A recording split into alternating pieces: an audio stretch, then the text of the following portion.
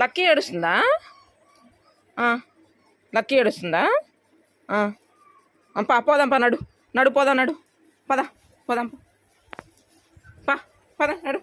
ఎవరు ఏడిసేది ఎవరు? లక్కీయా? అమ్మో, లక్కీ ఏడుతుందని చెప్తున్నావమ్మా. బంగారు కొడుకువే నువ్వు. రాతండి వెళ్ళి బయటికి నడు.